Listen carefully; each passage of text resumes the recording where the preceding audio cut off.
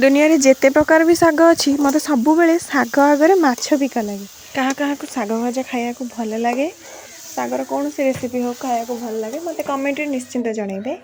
एटा सत्य कथा आम घर भी समस्त शाग को बहुत पसंद करती।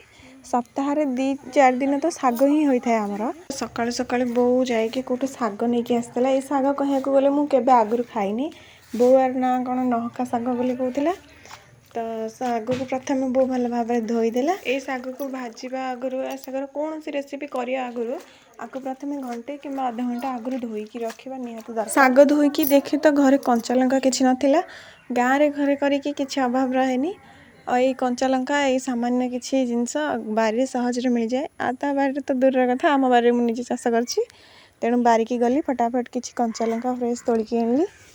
मत बारी जिनस खाया को बहुत भल लगे मुझे अल्प चाष कर देती किंतु कंचा लंका केते सुंदर तापर ये कड़ई रेडी करदेला बो चुली रे शागटा खड़ुला चुली रे कले आहरी शागर द्विगुण टेस्ट हो जाए सब तरकारी शाग बहुत भल लगे चुली रे कले।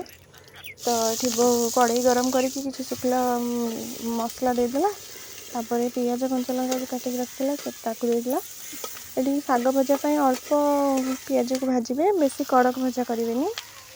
तापर ये शाग काटिक रखी से शाग को देदेला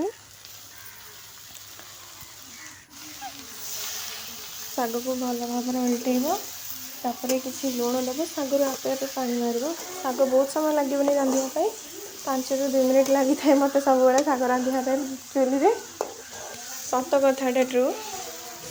शाग भाजिला बेले ये बो मत कह शाग को किए चिन्ह थे कि नथिबे तो तू शागर ना खड़ा शाग कहीं लिखिदौनु किए शाग को आगुरी खाई कि क्या बाड़ी रे अच्छी कमेंट रे मते कहे। शाग को कड़ई रे पकई सारापर किसी समय लेउटेबे नेउटेले क्वांटिटी अधारू अधे ही गले लुण पकेबे लुणटा पकेले तार क्वांटिटी को जानीपर लुणर स्वाद जानीपर। देखो ये शाग बहुत पानी बाहर शागर शाग भल भाव सिझी सारे आपड़ चाहिए यही समय ओह्लई पारे।